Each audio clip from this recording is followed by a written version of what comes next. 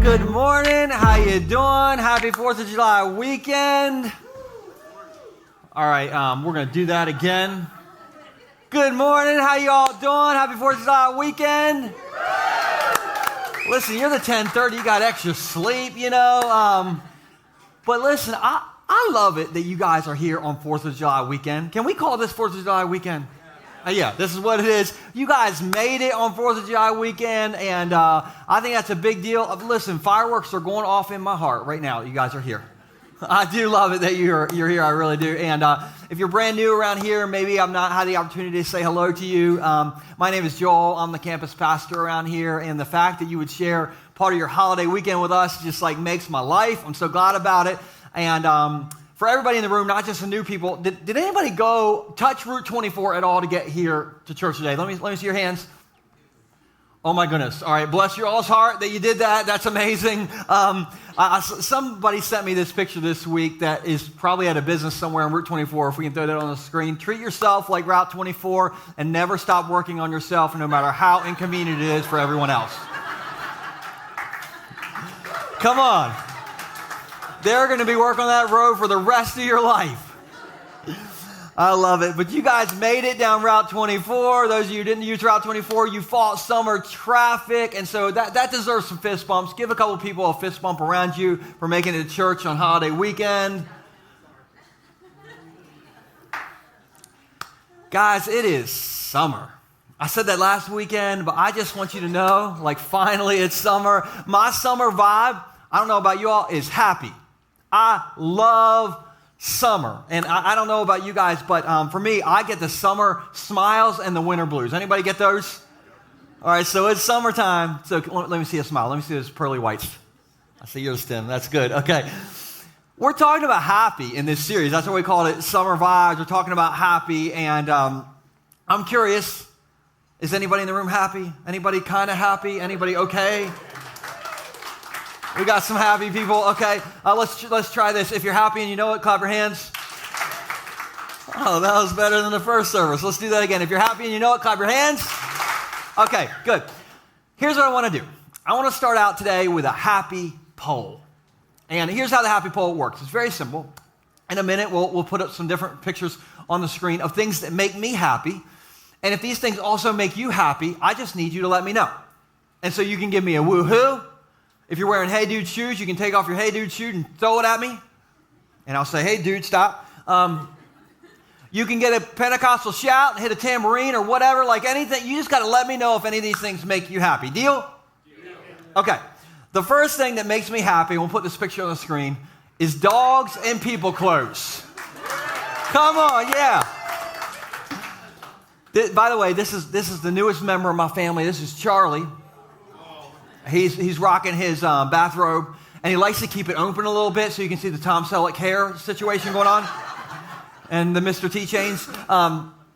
Listen, I could be having the worst day in the world. If I walk in my house and I see that my daughter dressed my dog up in a bathrobe, I am happy. I think we should have a dress your dogs up in people clothes and bring them to church Sunday. You guys think we should have that? Yeah. Somebody's like, well, can I bring my cat in people clothes? No. This is a happy day, all right? But that makes me happy. Here's something else that makes me happy. This is just a picture of the boardwalk, all right? But what I really want you to know what makes me happy is boardwalk junk food. Yeah. Come on. Yeah. Raise your hand if you like to raise your cholesterol on the boardwalk. Oh, and there's so many good places to eat on the boardwalk, all right? In this picture, you see Dolly's, rest in peace, all right? But Dolly's, you got that. Next to Dolly's, you have Louie's. Woo! Louie's cheesesteak. If you don't know, you don't. Oh man, it's so good. Over down the way, you used to have Nicola's, but over here you got Candy Kitchen. Then next to that, you got Grotto's. I can go down the whole boardwalk. You got Gus and Gus's. Come on, somebody. It doesn't look good, but it is good. You got Thrasher's, French fries, Fisher's popcorn. Some of you are like, if you eat all that stuff, you will die. Yeah, but we'll die happy, right? I'd rather die with a 5-gallon bucket of Thrashers than like a spinach wrap any day, okay? So, but all that boardwalk food makes me happy. Here's something I said last weekend makes me happy. All right, hit it, Mike. Football season. Come on, somebody. 2 more months. 2 more months. We are almost there. All right, I know if you're watching the Commanders fan, you're not happy, but like I am happy.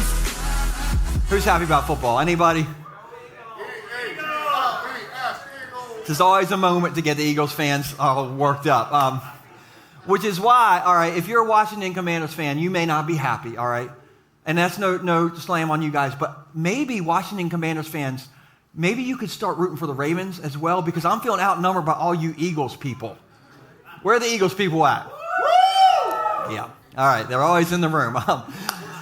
But I can't wait for football. The last thing that definitely makes me happy is when I go to a restaurant like the Big Chill over here, and you're sitting there, you go with maybe another couple, and the bill comes, and they reach across and grab the bill. Come on, how many of you like it when somebody else is paying the bill? Woo! Man, cha-ching when that happens. I remember when Stacy and I first got married, we were broke. We were so broke we couldn't afford to go to KFC and lick other people's fingers. Like, we were broke. And one day, Stacy's family called and was like, hey, let's all go to lunch together. It was a Saturday. Let's all go to lunch together. Let's go to Pizza King in Millsboro. And so Stacy and I, felt like we had to say yes, and we're on our way there. And on the way there, Stacy and I were like, oh no, how do we do this for like $7 or less? And we came up with a cheap plan. You ever come up with a cheap plan before? We're like, okay, we're gonna get waters, and I was like, I'll get a slice of cheese pizza. And Stacy was like, I'm gonna get, a cup of soup, the cheapest cup of soup they have. And sometimes they just come with the free crackers. I'm like, oh, you are so hot right now. So we ordered our food in front of everybody, and they're all like looking at me like, you got a piece of pizza, and Stacy got like a cup of, whatever, water, soup, and Stacy's brother RJ was like, guys, I'm paying. But we had already ordered, but my wife has no shame. She was like, I'll change that water to a Dr. Pepper, and let's get a bowl of soup, and tell me about your seafood wrap. So she just went all in. At least I pulled the server aside. I was like, put bacon on my pizza, and I'm going to treat the table to your most popular app, which means RJ's treating the table to your most popular app. I love it when somebody else pays, and all those things make me happy. And so everybody in the room, even the people in the back, I don't want to miss you, everybody just say happy. Happy. Now, we throw that word happy around a lot. We say happy birthday, happy New Year's. Restaurants have happy hour. When you go to McDonald's, there's the what meal? The happy meal. When you go on vacation, you go to your happy place. We have weird phrases like, I'm happy as a clam. I'm happy as a lark. I don't know what a lark is. You know what a lark is? Nobody knows what a lark is. Older people have this song, don't worry, be happy, and then you have Disney, the happiest place on earth, unless you're paying for it, which my in-laws paid for us, our entire family, to go to Disney a few years ago, and Disney is the happiest place on earth when your in-laws are paying. Come on, somebody. And my point is this, we attach happy to so many different things. Isn't that true? We attach it to meals and restaurants and, holidays, happy, happy, happy, happy. And that makes sense because the word happy, we'll put this on the screen, Mike, the word happy comes from happenstance, which doesn't that sort of imply that if the stars align and everything randomly good happens, then you can be happy? Like if you go to Funland today and there are no lines, which is never going to happen, but the stars align and there's no lines, and then you drive home from church today down Route 24, Route 24 people, and the person in front of you goes the speed limit. Not going to happen. Okay, don't get your hopes up. Or you go to the boardwalk tonight to watch the fireworks and you find a parking spot on the avenue. Not going to happen. But if the stars align and all these things happen, happenstance, this guy hey, I'm happy. Everybody say happenstance. I think Jesus would like us to have a different stance on happy. And here's why. If you're a Jesus follower, I need you to lean in. Everybody lean in. Come on, 10:30, you can lean in. Okay. Here's the stance I think we should have on happy. If you're a Jesus follower, life is not always going to be happy. Your life motto right now may be Murphy's Law. What can go wrong will go wrong. Hello. But you can still be happy. Because, listen, if you're a Jesus follower today, come on, keep leaning in. Come on, some of you sat back. Come on, lean in. If you're a Jesus follower today, you woke up saved. You woke up forgiven. You woke up and the God of the universe knows your name and has your picture on his refrigerator. And you woke up in a free country. Happy 4th of July weekend, people. And you got air in your lungs. And if nothing else good happens to you, the fact that you walked down 23 stairs to get into church and you had the strength to do that means we can be happy. Come on, somebody. If you're happy and you know it, clap your hands.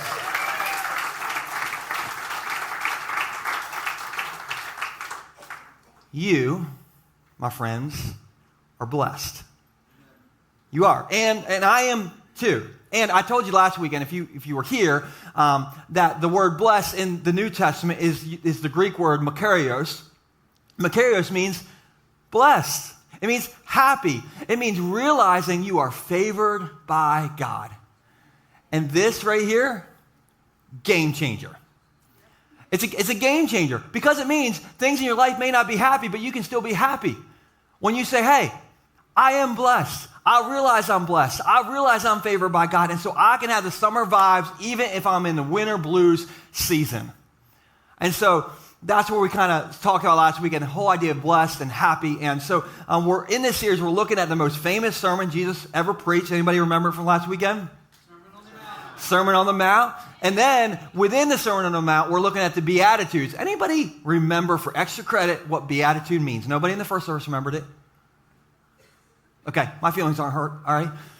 It means supremely blessed. Everybody say supremely blessed.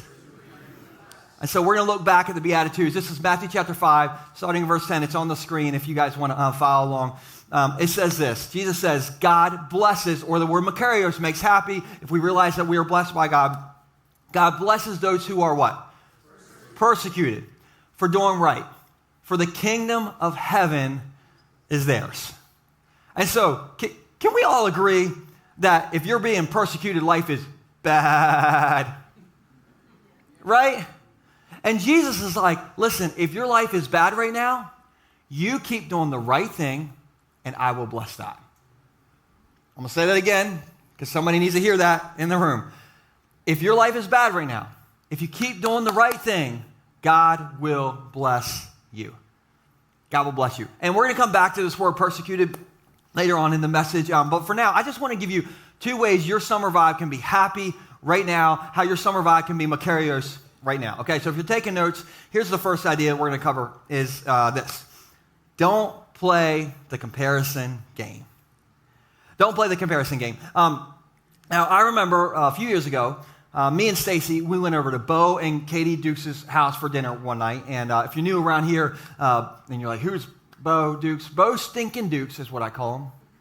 He is my best friend, and he was our worship leader up here for years and years and years. And Bo and Katie have many children.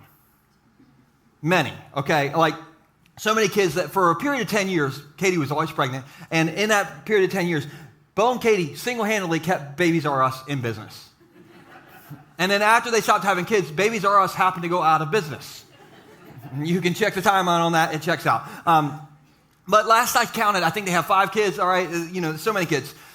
And so we went to their house, and mind you, 5 kids. All right, I walk in. I got 2 kids, and I know what life is like in my house. I walk in, and I don't see one pair of random kids' shoes in their living room. I'm like, what in the world? Then all their kids' toys were put in the kids' playroom. I'm like, what? And then their kids started popping their heads out from around the corners. You know when you walk in a house and they have many children, okay, their little heads just start popping out. And and they all have like perfectly combed hair. And I'm like, am I in the Matrix? Did I take the red pill? Like, what is happening? And I'll never forget this. Bo and Katie and me and Stacy, we have the same glass light pendants over our kitchen island. The only difference is you can't see through our glass pendants because we haven't cleaned them. We call it character.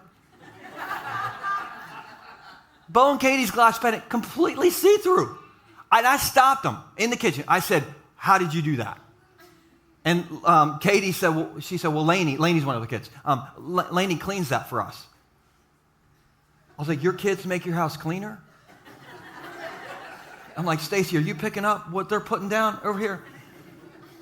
100% true. The next thing that happens, this all happened in one day. The next thing that happens, one of the kids runs into the kitchen and says, hey, Mom and Dad, can I have an apple, please? was like, did the third kid just politely ask for fruit and use please? Then we're sitting in the living room, and from Bo and Katie's living room, you can see the kids' bathroom on the second floor because it's like a loft situation. It was near bedtime and for the kids, and Bo and Katie said, hey, kids, go brush your teeth. And without any threats, the kids went and brushed their teeth. I saw them. Listen, when I ask my kids to brush their teeth in the house, many threats happen. And then after they come down and say, hey, I brushed my teeth, I'm like, come here. Open your mouth. You do the sniff test, and then you do the bristle test. Okay, bring your toothbrush down here, and you touch it, and you're like, this is not wet. You did not brush your teeth. Their kids are brushing their teeth, cleaning their glass globes, saying please over fruit. And like on the way home, I was like, Stacy, if we traded two of our kids for two of their kids, you think anybody would notice? And I love my kids to death, but I did some comparing on the way home. I was not real happy on that ride home. And here's why. Whenever we compare, it leads to despair. Have you noticed that? Anytime we compare, it leads to despair. I promise you, if you start comparing your family situation to theirs, or your brown lawn to their green lawn, or your looks to their looks, or your salary to their salary, or your schedule to their schedule, or your vacation amount of time and their 75 weeks a year vacation, you will chip away at your happiness. And here's why. Everybody's lot in life is different, which means we're all going to be tempted to constantly compare. And so my tip is, if you want to be happier, don't play the comparison game. And have you noticed that other people only show you their best side anyway? Come on, you notice this? Especially on social media. I think social media should be renamed everybody's highlight reel. And so like we'll break it up, younger people, we'll give you Snapchat. That's everybody's highlight reel for you. And my age people, all right, we'll take Instagram. All right, that's everybody's highlight reel. Older people, you're getting Facebook, sorry. But none of that stuff is real life. It's everybody's highlight reel. And so my encouragement to you today is just don't play the comparison game. There's a guy named Paul who famously said this. Many of you will know this verse, even if you aren't a believer. It's Philippians 4, starting in verse 11. Paul says this. He says, I have learned how to be content with whatever they have. No, whatever who has?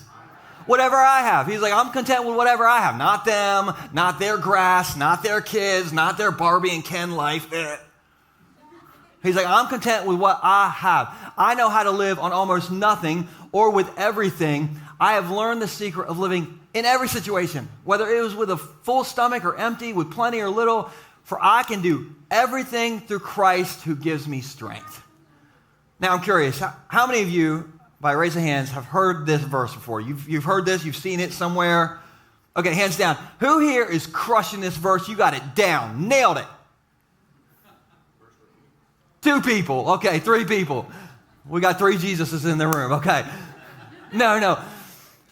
But listen, I look around. I don't always get this down. I look around at all you. Look, Chris is on the front row. Look at that head of hair. It's just so good. Mark, you got hair. You guys got. I'm over here balding it up. And what I've noticed is we love to look horizontally.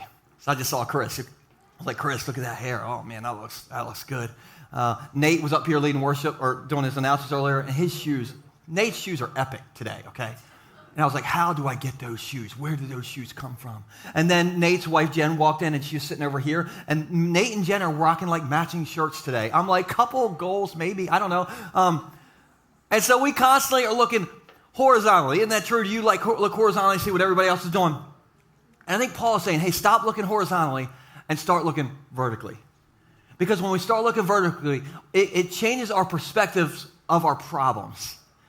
And let me give you some perspective on this verse. Paul wrote this. Anybody know where Paul wrote this verse from? Prison. Okay, my man wrote this with one of those free prison pens.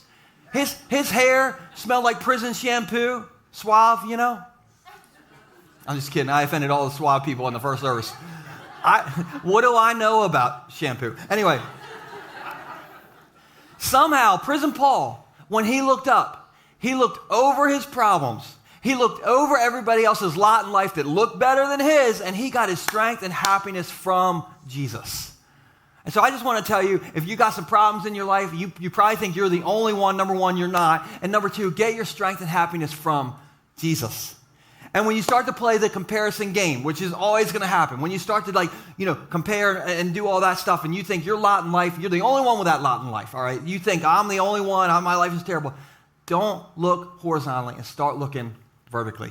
Our happiness depends on it. And so don't play the comparison game. Here's another idea, is get yourself an identity update. Now, speaking of identity, I like to interact, and so we're going to interact here a little bit. Does anybody here have an unusual name, a name that you've been like pronouncing for people, spelling for people, or explaining to people for your entire life? Someone just yell it out, somebody. Giesick. See, I never know how to say your last name, so I just don't say it. Giesick. Like geese, say geese, ick. Geese, everybody say geese, ick. Is that right? There it is, that's him. Anybody else got a strange, unusual name that we can talk about for a second? It's not me, but our daughter Gwen is spelled with 2 N's. And for some reason, everybody thinks a G, is Q, so they say queen. Queen. I don't know why, and they never put 2 N's on it. It drives me crazy. See? She's like, I'm not even going to correct people. I like Queen. Gwen. Listen, so that happens, okay? Giesick, Gwen, Queen, all right? My name should be easy. My name's Joel, 4 letters, Joel, okay? But you know what people have called me my whole life? Other than Pastor Tice, they call me, you got it, Joel. Joel. I'm like, I promise you, if I call Nicola's right now, order a Nicoboli, which... And I gave him my name for my Nicoboli, and I go to after church to go pick it up. I promise you, I'll stand in their lobby, and somebody's going to be like, I have a Nicoboli for Joel. Is there a Joel here? It's T-Ice. T-C, Joel, T-C. And there's a certain point where you just go with it, right? Like around 6 years old, you're like, this is going to be my life. They're going to call me Queen for the rest of I'm just going to go with it. And you don't even have to have a difficult name. Like mine's Joel, and people get it confused. Maybe you have a 17-syllable name. And you go to Starbucks, and they're like, what's your name? You're like, oh, gosh. How much ink you got in your pen? And you could have a normal name. They still get it confused at Starbucks, okay? Your name could be Aaron with 2 A's, And they're going to be like, we have a kombucha for A.A. Ron. Is there an A.A. Ron here? And you're like, yeah, you got kombucha right. You can't say Aaron?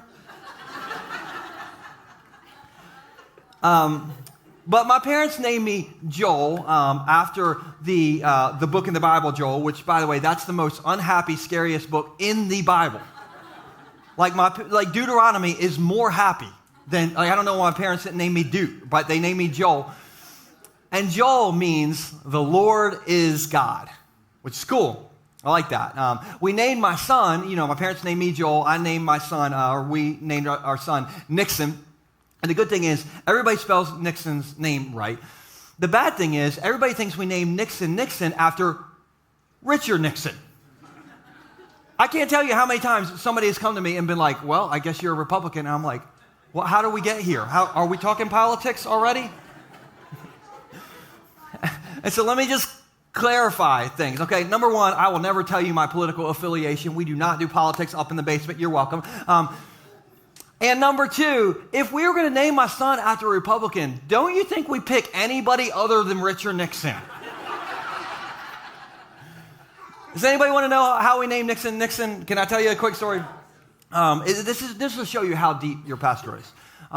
Me and Stacy, she was pregnant. We went to the Tokyo Steakhouse right over here. And our server had her little writing pad, and on the back of her writing pad, she had all these different stickers on the back of the writing pad.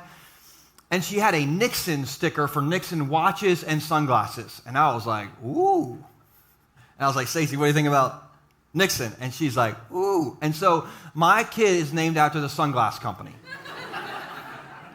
That's how deep your pastor is. But your names, we're given our names. They just come with us, all right? They become our identity our entire life. And here's what I've learned, 10 years of being a pastor, I've learned that when we're going through hard times, when life is bad, when we're kind of struggling in life, we either really remember who we are or we really lose who we are. I can't tell you how many times I've been talking to somebody and they're going through something, and it's almost like they take on the identity of their biggest problem. They're like, hey, I am my diagnosis. I am divorced. I am depressed. I am my job loss. I am my weight gain. I am my worst moment. I am the parent of the kid who's never said please for an apple or asked for an apple my entire life. And we start to identify with those things in our life. And so I just want to remind somebody that those things are part of your life, but that is not your real God-given identity. You need to get yourself an identity update. And so I promise you, you're not your number on a scale. You're not your salary number. You're not a Social Security number. Your primary identity is not Republican or Democrat or librarian or libertarian, okay? Your identity is you are Jesus' followers, period, end of story. And here's what Jesus said next in the Beatitudes, okay? In the very next verse, verse 11, Jesus says, God blesses, okay, makes happy, blessed, Makarios, realize you're favored by God. God blesses you when people mock you and persecute you and lie about you and say all sorts of evil things against you, because this is the good part. Let's all read this together on 3. 1, 2, 3. You are my followers. You are my followers. Jesus is like, hey, are you going through something bad? That's not your identity. Your identity is you are my followers. Jesus is like, I hold the magic, permanent marker that writes your name on the hello, my name is name tag. I'm the only one who holds that marker. And so, can you put up that next slide, Mike? Let's all read this together, just so we get this drilled deep in. All right, here we go. I'm not my divorce. I'm not my worst moment. I'm not my weight. I'm not my depression. I'm not my diagnosis. I'm not my job status. I'm not the names my mother-in-law calls me. Hello. And I'm not my driving record. Some of you should be set free by that last one. Here's who you are. Let's put this on the screen. I am a Jesus follower. I am a follower of Jesus. All right, I said it wrong, so let's just do this all together, right? 1, 2, 3. I am a follower of Jesus. That is your identity. Now, real quick, I want to do a quick little sidetrack. Could you put up that verse again, Mike, that we just read? Okay. This is the second time that Jesus has used the word persecute or persecution in the last 2 verses. Hello. And Jesus, would you agree that Jesus knows a thing or two about persecution? Anybody, would you agree with this? Jesus knew all about it. Now, I don't want to ruin your 4th of July weekend, but we do not know about persecution in the U.S. Do you know that? We are so blessed. We are so spoiled. This is what we think persecution is. We're like, oh, I'm persecuted because my boss made me work on Christmas Eve. My boss, he hates Christians. He made me work my shift at the Wawa. Okay, no. He just needs somebody to put green tea on the shelves. We are so spoiled. But what I think the takeaway with this word persecution can be for us, because we live in the culture that we do, is that the more you follow what this book says, the weirder people are going to think you are. The more you follow what this book says, the weirder people are going to think you are. I remember in college, I worked at the Georgia House restaurant in the kitchen. And does anybody remember the Georgia House in Millsboro? Anybody remember the Georgia House? Oh, yeah. Oh, I loved it. They had the Kentucky salad. What did you just shout, Kristen? Sweet potato biscuits. We had those. I was kind of on the regular biscuit side, but my wife loved the sweet potato biscuits. They had pretzel salad on the menu. Come on. Buttermilk fried chicken. Yeah, there we go. Is anybody getting hungry right now? Okay. Well, we can't go to Georgia House because it shut down. I don't think it was my fault. It could have been. I don't know. But in college, when I worked at the Georgia House, I was the most straight-laced Jesus follower ever, okay? And you can kind of throw up in your mouth doing all this, but I didn't smoke, cuss, drink, do drugs. Okay, Tylenol occasionally. I got into the Tylenol occasionally when I was feeling a headache.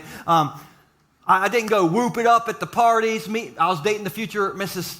Mrs. Tice, and but we were saving, you know what, for marriage. And when we got married, we made up for lost time. Hello. Too much information, but I don't care. I'm just going to tell y'all. But I was like this straight-laced Jesus follower, and everybody in the kitchen thought I was weird. I remember my friend Carlos, who worked in the kitchen, found out that I didn't do any of this stuff. He made an announcement to the entire kitchen. He was like, yo, do you all know that Joel doesn't do any of these things? Not even with his girl. And then, so it became an entire game for the entire kitchen to get me to do any of those things. They like even put money in a pool. They're like, we're going to get them. We are going to get them. But I remember whenever those guys went through something, a breakup or, it just had different stuff going on in life, they would pull me aside and they would be like, Joel, can I go to church with you on Sunday?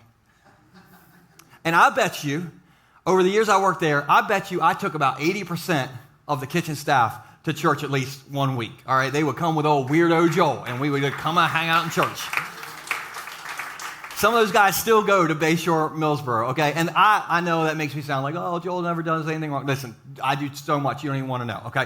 I'm not perfect at all, but I do know that the more you follow this book, the weirder people will think you are.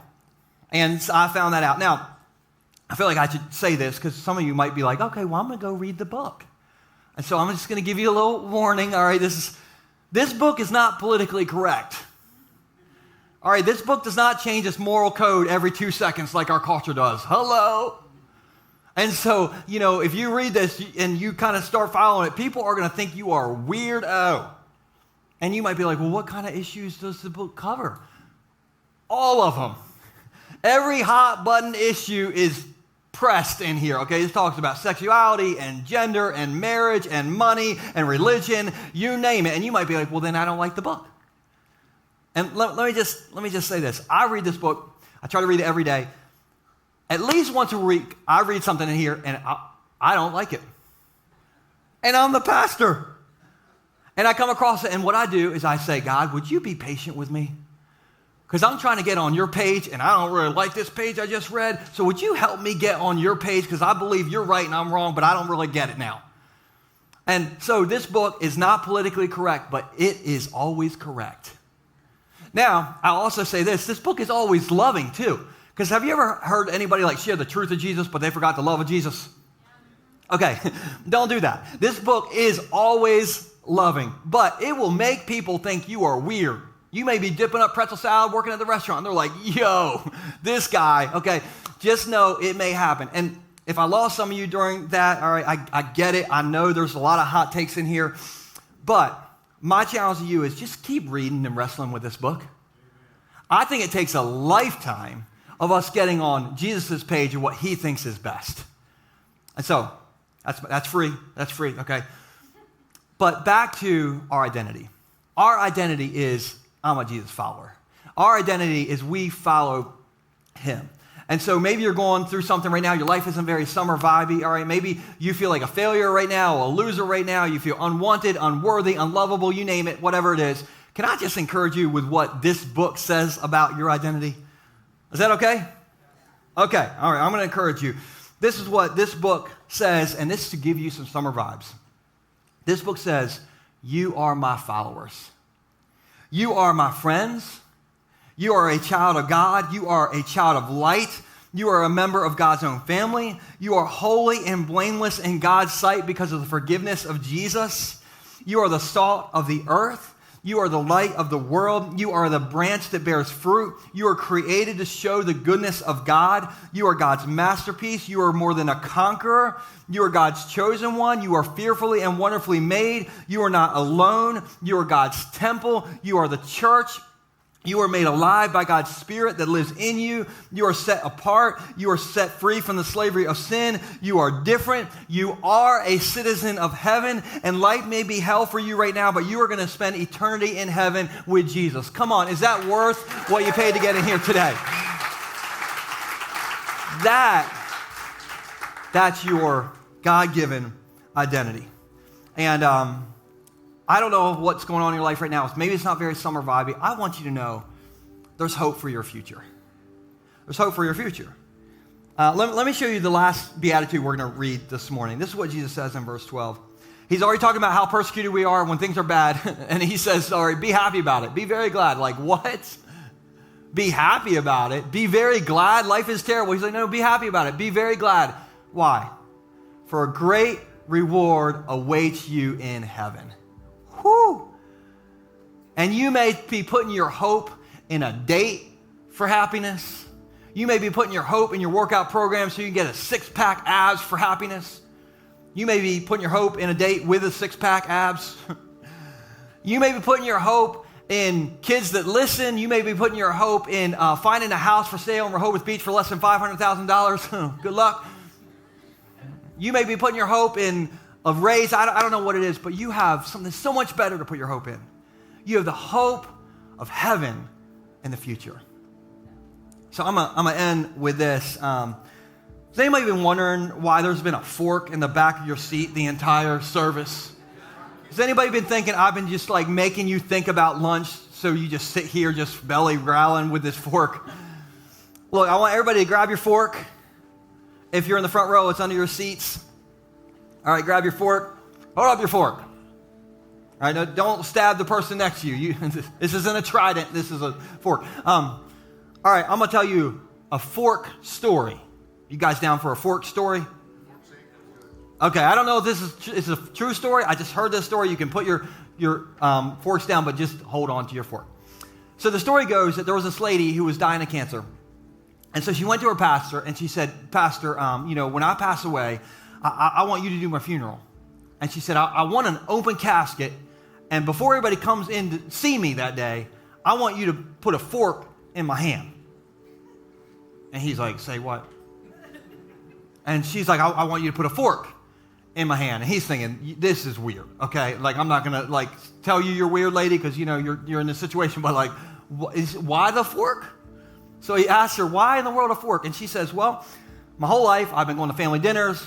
I've been going to dinner with friends. And at the end of dinner, normally they take my plate and they say, hey, hold on to your fork because dessert's coming. And so she said, whenever I see a fork, I'm reminded the best is still ahead. And so she said, Pastor, make sure there's a fork in my hand when I pass away, because I need people to see the fork, because I want them to be reminded that the best is still ahead. And if you see me in that casket, Pastor, that means I'm getting my dessert, because I'm in heaven. Everybody say, the best is yet to come. Listen, this week, I want you to take your fork with you, all right? And anytime you're not feeling summer vibey, whenever you're not feeling happy, it's going to happen in about 7 minutes when you're pulling on the Route 1 and 4th of July traffic. So just prepare yourself. Grab your fork. And by the way, don't throw your fork at the people in traffic. We don't want to be the church throwing forks at our cars, But just grab your fork and be reminded, my best is yet to come. Maybe today you're hurting physically. Maybe you have some pain in your body and you wake up every day and things hurt. You wake up and things aren't working. You feel like your body is fighting against you. I want you to know that there's a day coming when you're going to have a new body. No more pain, no more doctors, no more pills, okay? So hold on to your fork because the best is yet to come. And maybe you're here and you're feeling like you're struggling with another kind of hurt. Maybe it's emotional hurt. You feel like a loser. You failed. Maybe you feel like you're depressed and you don't think it'll ever end. By the way, been there, done that. But I want you to know there's a day coming when your hurt is going to be traded for happiness. No more loneliness, no more depression. So hang on to your fork because the best is yet to come. Maybe you've lost somebody, a loved one, and it hurts, and you don't know how you're going to get through it, and you've been carrying it. Maybe it's been a short time, maybe it's been a long time. Every single day, you're like, I don't know how I'm going to get through this. I never imagined my life without them. I want you to know there's a day coming when you're going to be reunited with them. And you'll smile again, you'll laugh again, you'll tell stories again. So hang on to your fork because the best is yet to come. I don't know what your story is. I don't know what your situation is. But this week, would you just hang on to your fork and be reminded that the best is yet to come? Would you do that, people? Would you do that? Just remember, the best is yet to come. Everybody say that. The best is yet to come. Let me pray for you guys. Jesus, I'm so thankful that your Beatitudes can hit us where we are, because honestly, a lot of what you talked about was like not happy moments, struggles, persecution, people kind of looking down on us or saying things or we're hurting. But in all of those, you said we're blessed, meaning we can be happy because we realize that we are favored by God. And God, I pray that we'll walk out of here today knowing that our happiness, our stance on happiness doesn't have to be connected to the stars aligning and things randomly happening in our life. But our happiness is connected to you. And our identity is in you. And if life isn't good right now, there is a hope, and that hope is heaven. And God, we thank you for that. We love you that you always give us something to hold on to. So help us to hold on to our forks this week and remember the best is yet to come thanks to you. In Jesus' name. And everybody said, amen, amen.